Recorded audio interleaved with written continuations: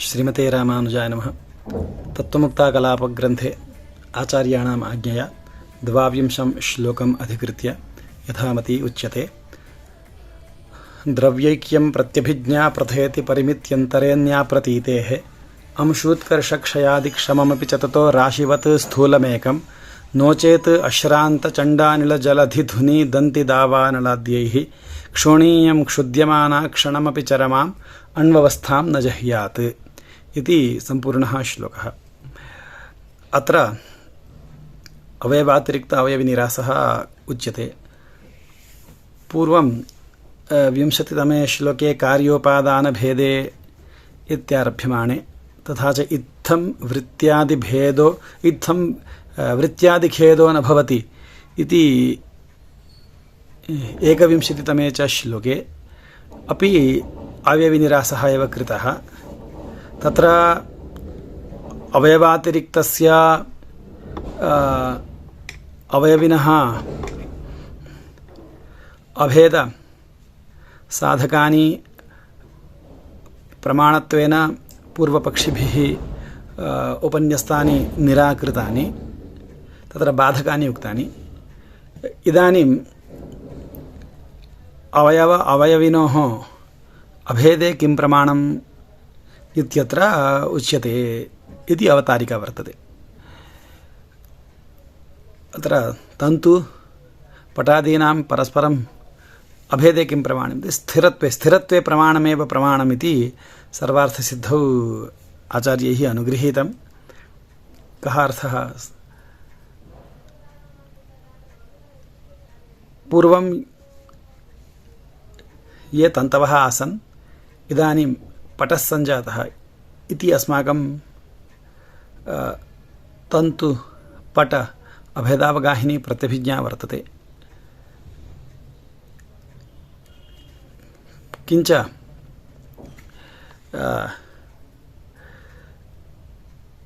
अत्र पदार्थयोः अथवा एकस्यैव पदार्थस्य स्थिरत्वमपि प्रत्यभिज्ञया एव अस्माभिः साध्यते।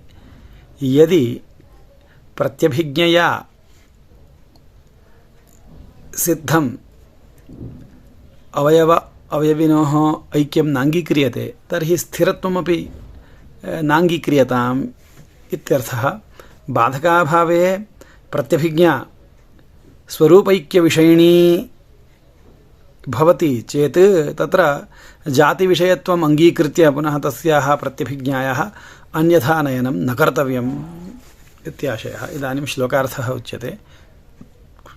द्रव्यैक्यं प्रत्यभिज्ञा प्रथयति परिमित्यन्तरे अन्या प्रतीतेः। परिमित्यन्तरे इति परिमित्यन्तरं नाम तत्र उपलक्षणम् इत्युक्तं। बुद्ध्यन्तरं पटः इति पटत्वप्रकारकबुद्धिर्भिन्ना, तन्तवः इति तन्तुत्वप्रकारकबुद्धिः भिन्ना। तथैव वाचकशब्दः पटेषु पटः इति वाचकशब्दः, तन्तुषु च तन्तवः तन्तु इत्येव वाचकशब्दः। तन्नाम अपि भिन्नं। तथैव संख्यापि तन्तवः इति बहुत्वसंख्या, पटः इति एकत्वसंख्या। एवं रूपेण परिमित्यन्तरे, नामान्तरे, संख्यान्तरे, परिमाणान्तरे, देशान्तरे, कालान्तरे, कार्यान्तरे, आकृत्यन्तरे सत्यपि इत्यर्थः। परिमित्यन्तरम् अत्र उपलक्षणतया आचार्यैः प्रयुक्तम्। इत्थं परिमित्यन्तरे सत्यपि नाम बुद्धि, शब्द, संख्या, परिमाण, देश, काल, कार्यादि भेदे सत्यपि प्रत्यभिज्ञा किं करोति? द्रव्यैक्यं प्रथयति। कथं द्रव्यैक्यं प्रथयति इत्यत्र इदानीं निरूपणं वक्तव्यं। यथा प्रसारितं वस्त्रं दीर्घं भवति, आकुञ्चितं तदेव वस्त्रं ह्रस्वं भवति। इत्थं यथा प्रसारणेन आकुञ्चनेन च ह्रस्वत्व दीर्घत्व इति विरुद्धपरिमाणः आगच्छति वस्त्रे, तथापि ह्रस्वत्वदीर्घत्वे अत्र द्रव्यैक्यभेदकेन भवतः प्रसारितम् आकुञ्चितं च वस्त्रं दीर्घमेव तत् ह्रस्वमेव तत् वस्त्रम् एकमेव, तत्र द्रव्यम् एकमेव भवति, द्रव्यभेदः केनापि नोच्यते। तथा यथा पुनः तूलपिण्डं कार्पासं तूलं तत् घनीकृतं तत् अल्पं भवति, विरलीकृतं विपुलं भवति। तत्र अल्पत्वं विपुलत्वम् इति भेदः, परिमाणभेदः पुनः वर्तते। तथापि तत्र एकमेव तूलपिण्डद्रव्यं तत् इति उच्यते। तत्र भेदः विपुलत्वावस्थायां भिन्नं द्रव्यम्, अल्पत्वावस्थायां भिन्नं द्रव्यम् इति नोच्यते। एवं नाम संख्या बुद्ध्यादि अवस्थाभेदे सत्यपि द्रव्यैक्यमेव यदि प्रत्यभिज्ञा प्रमाणरूपेण अस्ति। द्रव्यैक्यं प्रत्यभिज्ञा प्रथयति नाम अत्र साधयति, अस्माकं बोधयति इत्यर्थः। प्रत्यभिज्ञा एव इदं द्रव्यम् एकम् इति बोधयति। परिमित्यन्तरे सत्यपि कुत्र एवम् अङ्गीकर्तव्यम् इति चेत् अन्याप्रतीतेः द्रव्यान्तरस्य अदर्शनात् इति उच्यते। अन्याप्रतीतेः तत्र द्रव्यान्तरं न दृश्यते इति। द्रव्यान्तरं कथं न दृश्यते? तन्तवः भिन्नाः, पटश्च भिन्नः इत्यत्र सर्वं वक्तव्यं पूर्वस्मिन् ततः पूर्वस्मिन् श्लोके आचार्यैः उक्तम्। किञ्च द्रव्यान्तरम् उपलभ्यते इति त्वया उच्यते चेत्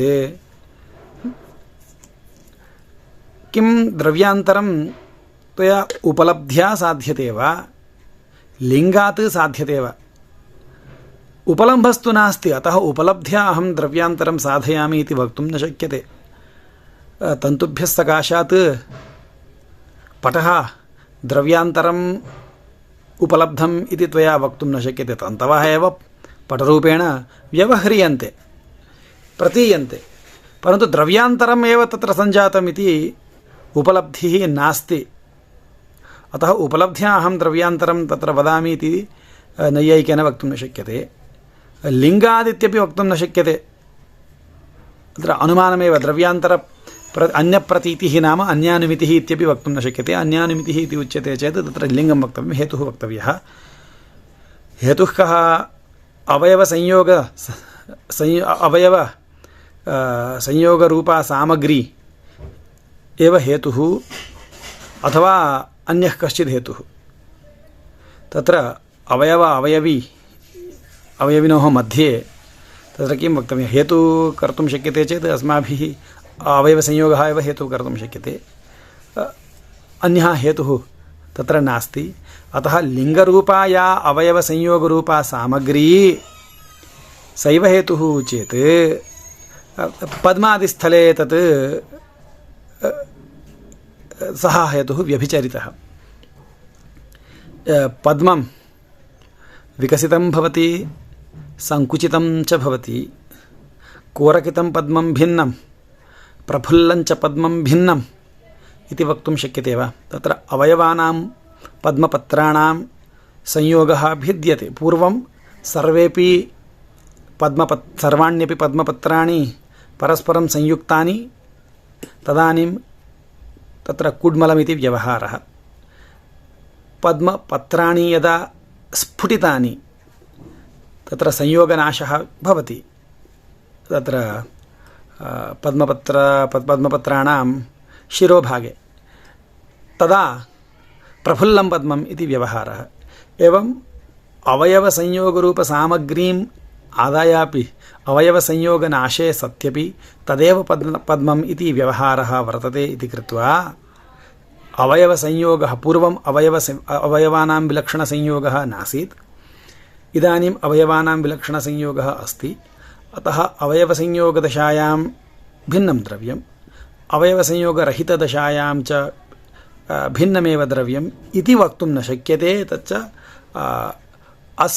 स्फुटितपद्मस्थले व्यभिचारः। एकमेव पद्मम् अवयवसंयोगदशायाम् अवयवसंयोगरहितदशायाम् अपि तत्र द्रव्यान्तरं नैयायिकैरपि नाङ्गीक्रियते। अतः तत्र व्यभिचारः वर्तते। अतः द्रव्यान्तरप्रमितिः द्रव्यान्तरोपलब्धिः प्रत्यक्षेणापि नास्ति अनुमित्यापि नास्ति। अतः अन्या प्रतीतेः प्रत्यभिज्ञा बाधकाभावात् प्रत्यभिज्ञा द्रव्यैक्यं साधयत्येव परिमित्यन्तरेषु सत्स्वपि इत्यर्थः। इदानीं नैयायिकैः किमुच्यते, यदा तन्तवः पटात् उत्कृष्यन्ते अन्त्यावयविवादिभिः एवं वक्तव्यं, पटात् अंशूनां तन्तूनाम् उत्कर्षे अप्रतीतः अपि परिणामह्रासः वक्तव्यः। सः यथा कथञ्चित् उच्यते, अप्रतीतः अपि पटक्षयः पटनाशः कल्पनीयः भवति तेषां। कुतः कल्पनीयः? असमवायिकारणनाशः, अवयवसंयोगः, तन्तुसंयोगः, तन्तोः उत्कर्षे सति तस्य तन्तोः यः संयोगः पूर्वमासीत् सः नष्टः, अतः असमवायिकारणं नष्टं। किञ्च समवायिकारणं तन्तुः तस्यापि विगमः जातः। अतः समवायिकारणनाशात् असमवायिकारणविगमाच्च अवश्यमेव आरम्भवादिना तत्र पटक्षयः वक्तव्यः, परिणामह्रासश्च वक्तव्यः, यश्च अप्रतीतः अनुपलब्धस्यापि कल्पना कर्तव्या। संघातवादे तु एवं कल्पनं नावश्यकम्। अप्रतीतस्य कल्पना संघातवादे नास्ति। कुतः? संघातवादिभिः सिद्धान्तिभिः अत्र अंशूत्कर्षे पटस्य क्षयः इति नोच्यते। अत्र पटः इति पृथक् पदार्थः एव नास्ति, तन्तवः एव विलक्षणसंयोगवन्तः व्यतिषङ्गभाजः पटः इति उच्यन्ते। तथा च अत्र अवयवानाम् अपचयमात्रमेव अङ्गीक्रियते। अंशूत्कर्षस्थले उत्कर्षस्थले तन्तुयोजनस्थले अपचयमात्रमेव अङ्गीक्रियते, न तु द्रव्यान्तरनाशः द्रव्यान्तरोत्पत्तिः इत्येवं नाङ्गीक्रियते। तदेव उक्तम् अंशूत्कर्षक्षयादिक्षममपि न ततो राशिवत् स्थूलमेकम् इति। एकं स्थूलसङ्घातम् एकमेव भवति, तत् राशिवत्, यथा इमानि धान्यानि इति व्यवहारः। बहूनि धान्यानि, एकः धान्यराशिः इति व्यवहारः भवति। तावता धान्यराशिः पृथक् द्रव्यं, धान्यानि च पृथक् इति केनापि नाङ्गीक्रियते। वृक्षः वनम् इत्यत्रापि वनमिति पृथगेव द्रव्यं, वृक्षः इति पृथगेव द्रव्यम् इति नाङ्गीक्रियते इत्येतत् सर्वं पूर्वस्मिन् श्लोके एव आचार्यैः सम्यक् निरूपितमेव। तद् अत्र अंशूत्कर्षात् यः पटस्य क्षयः अवयवविगमात् अवयवसंयोगरूप असमवायिकारणनाशात् अथवा समवायिकारणविगमात् यः अवयविनः क्षयः अंशूत्कर्षक्षय आदिशब्देन तस्य सन्धानम् अवयवसन्धानं तस्य खण्डनं ग्राह्यमिति उक्तम्। अंशूत्कर्षक्षयादि तत् क्षमं तत् योग्यम्। अंशूत्कर्षात् क्षयस्य योग्यम् अपि, योग्यं नाम अत्र क्षयः भवति इति व्यवहारवत् अपि वस्त्रं वस्तुतः एकमेव, तत् द्रव्यम् एकमेव। कथं? राशिवत्, स्थूलसङ्घातं तत् द्रव्यम् एकमेव इति उच्यते। अंशूत्कर्षक्षयादिक्षममपि च ततो राशिवत् स्थूलमेकं। नो चेत् एवं नाङ्गीक्रियते चेत् किं भवति? अश्रान्तचण्डानिलजलधिनि दन्तिदावानलाद्यैः इति प्रतिक्षणं पृथिव्यणूनां परस्परं यः संयोगः महापृथिवीं प्रति असमवायिकारणरूपः यः संयोगः वर्तते पार्थिवद्रव्याणां परस्परं संयोगः सः संयोगः प्रतिक्षणं क्षुद्यमानः वर्तते तत्र कारणानि प्रदर्श्यन्ते आचार्येण अश्रान्त इत्यनेन उपस्थितिः नित्योपस्थितिः केषाम् असमवायिकारणनाशकानां नित्योपस्थितिः प्रदर्श्यते अश्रान्तचण्डानिल इति झञ्झावातः उच्यते जलधिः समुद्रः धुनी नदी दन्ती तत्र दिग्गजानां शिरः कम्पनेन पृथिव्यां कम्पः जायते इति उच्यते तदापि भूमेः तत्र परस्परं संयोगः शिथिलीभवत्येव दावानलाद्यैः एवं दावानलं नाम वने अग्निः यः अग्निः तत्र वृक्षाणां नाशः प्रतिक्षणं भवति दावानलाद्यैः एवं बहुभिः कारणैः इयं क्षोणी क्षुद्यमाना वर्तते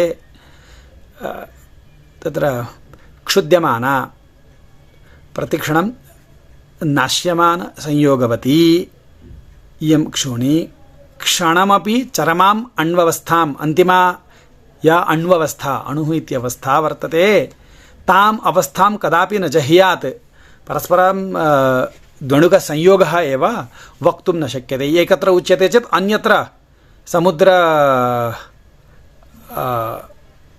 समुद्रस्य अथवा नद्याः वा कारणेन सः संयोगः नष्टः भवति प्रतिक्षणम् अतः महापृथिवी इति एका वक्तुं न शक्यते इति आपाद्यते இந்த 22வது ஸ்லோகத்தில் அபேதம் அவயவமும் அவயவியும் ஒரே திரவியம் என்கிற வாதத்தில் சங்காதவாதம்னு பேர் இதுக்கு இந்த வாதத்தில் பிரமாணம் என்னன்னு காண்பிக்கிறார் இதுக்கு பிரமாணம் என்னன்னா பிரத்யபிஜ்ஞை தான் பிரமாணம் எந்த பிரத்யபிஜ்ஞை திரவிய ஸ்திரத்துவத்தில் பிரமாணமோ அந்த பிரத்யபிஜ்ஞை தான் அவயவமும் அவயவியும் ஒன்று என்ற விஷயத்திலும் பிரமாணம் பிரத்யபிஜ்ஞை அதுதான் இது காலம்பர நூலா இருந்த இந்த திரவியம் இப்பொழுது வஸ்திரமாக மாறித்து அப்படிங்கிற அதே திரவியம் தந்துங்கிற திரவியம் இந்த சமயத்தில் பட்டம் என்கிற திரவியமாக இருக்கு என்கிற பிரத்யபிஜ்ஞை தான் அவயவத்தையும் அவயவியையும் ஒன்று என்று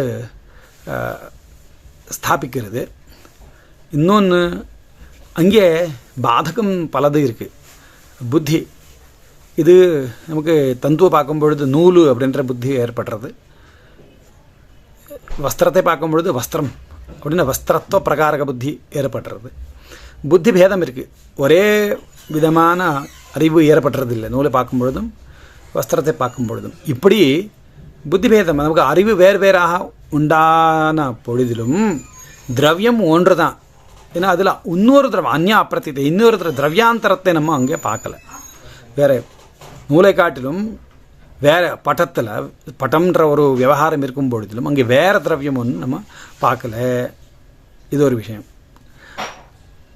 அப்புறம் ஒரு வஸ்திரத்தில் இருந்த ஒரு நூலை நம்ம எடுத்துட்டோம்னா நையாயிகன் என்ன சொல்லணும் ஆரம்பவாதி என்ன சொல்லணும்னா அங்கே வஸ்திரம் அழிஞ்சு போச்சு அப்படின்னு சொல்லணும் ஏன் சொல்லணும் ஆமாம் இந்த எத்யப்பி நமக்கு இது வஸ்திரம் அழிஞ்சு போச்சுன்ற நமக்கு ஞானம் உண்டாகாது ஒரு நூல் எடுக்கும் பொழுது அந்த வஸ்திரமே நஷ்டமாக போச்சு அப்படின்னு நமக்கு பிரதீதி இல்லாமல் இருக்கும் பொழுதிலும் அவன் சொல்லி ஆகணும் ஏன் சொல்லி ஆகணும்னா அங்கே அசமவாயி காரணமான தந்து சம்யோகம் இல்லாமல் போச்சு சமவாயி காரணமான தந்துவே இல்லை அதனால சமவாயி காரண நாசாத்து அவயவி நாசா அப்படின்னா ரீதியில் வஸ்திர நாசத்தை அவன் சொல்லியே ஆகணும் ஆனால் சங்காத்தவாதி அப்படி சொல்ல வேண்டாம் ஏன்னா சங்காத்தவாதி அவயவங்கள் சேர்ந்தா ஒரு புதுசு அவயவி உண்டாகிறதுன்னு உற்பத்தியும் சொல்கிறதில்ல விநாசமும் சொல்கிறதில்ல அவன் என்ன சொல்லுவான் உபச்சயம் அபச்சயம் ஒரு நூல் குடித்து ஒரு நூல் குறைஞ்சி போச்சு அதுதான் சொல்கிறது அவன் அதனால் ஸ்தூல சங்காத்தத்தை ஒரே சங்காத்தம் அது சங்காத்தம் அப்படிங்கிற வாதத்தில் சங்காத்தவாதத்தில் இந்த ஆபத்து இல்லை கிஞ்ச இந்த அவயவாத்திரிக்த அவயவி வேறு அப்படின்னு சொன்னால் என்ன ஆகும் மகாபிருத்திவின்னு ஒன்றும் சொல்லவே முடியாது பிருத்திவின்னு ஏன்னா பிருத்திவி அணு துவணுக்கம் பிருத்திவி அணு 2 அணு சேர்ந்து துவணுக்கம் 3 துவணுக்கம் சேர்ந்து திரணுக்கம் கிரமத்தில் அவள் மகாபிருத்திவி உண்டாகிறதுன்னு அவள் சொல்கிறான் நையாயிக்கா இப்போது பெரிய புயல் காற்று வருது, அலை மோதுறது கடலில், நதிகள் வருஷா காலத்தில் பொங்கி வருது, குறைஞ்சும் போகிறது. தந்தினா யானை, பெரிய யானைகள் விளையாடுறது பூமியில், அதுவா திக்கஜங்கள், புராண பிரசித்தமான திக்கஜங்கள் பூமியை தாரணம் பண்ணுறது. அந்த திக்கஜங்கள் அசைந்தால் பூமியில் சம்யோகம் மாறி போகும். அது நல்ல பூகம்பம் ஏற்படுறோம் அப்படின்னா ஒரு புராண கதை. தாவானலம்னா வனாகினி, காட்டில் தீ ஏற்பட்டதுன்னா பல விருட்சங்கள் அங்கே அழிஞ்சு போகும். அதனால் அது விருட்சங்களும் அது பார்த்திவ திரவியம் தான். இவ்வாறு